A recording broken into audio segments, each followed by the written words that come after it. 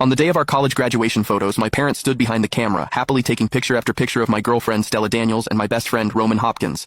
In every shot, the two of them stood shoulder to shoulder while my parents smiled proudly, but I was their son. I was the one who had spent 4 years as Stella's boyfriend. Dressed in my graduation gown, I stood alone in the corner waiting. My mother never called me over once. After the photos, Roman admitted he still hadn't found a job. Stella immediately walked over to him. "Roman, why don't you come work at the company I'm joining? We'll be close and I can look after you." My father nodded. "Send me your resume. I'll see what I can do. Your first job is too important to settle for less." Then my sister Peyton handed Roman a bottle of iced water herself. "My company is hiring too. I'll put in a referral. You don't have to face the interviews alone." It wasn't until they noticed my hand still hanging awkwardly in the air that everyone seemed to remember I was there. My mother frowned. "Hayden, we don't need to worry about you. You picked such an ordinary major. You'll be lucky if anyone hires you, so don't act like you're in a position to be picky." Stella was scrolling through the graduation photos. Then she stopped. "Hayden's blocking Roman in this one. Delete it." Out of 380 photos taken that day, it was the only one I appeared in. Roman looked so handsome in these. Let's not ruin the album with this one. My fists slowly clenched. So it wasn't that they hadn't noticed me. They had. They just didn't think I belonged in the picture. If that was how it was, I'd take the hint. I'd accept the job that meant never coming back. After deleting the photo, Stella handed her phone to Roman so he could choose more favorites. A notification appeared.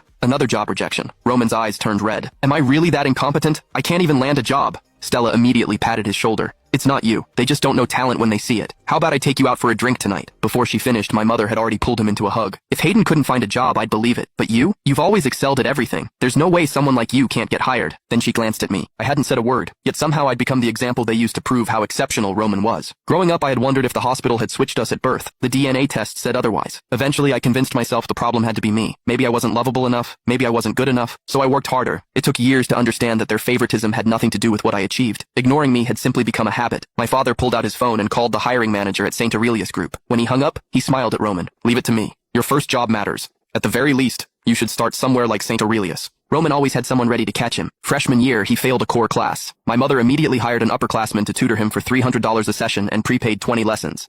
That same semester, I scored a 95 on a major exam and excitedly sent my grade home. Mom replied, "You studied that hard and still lost 5 points?" I never sent another report card. Junior year, I collapsed outside the science building with acute gastritis. I called Stella and asked her to take me to the hospital. She sighed. "Roman has a presentation tomorrow. He's nervous, and he wants me to help him practice." "Hayden, you've always been independent. You can call an Uber yourself, can't you?" When my driver arrived, one look at my face made him get out and help me all the way into the emergency room.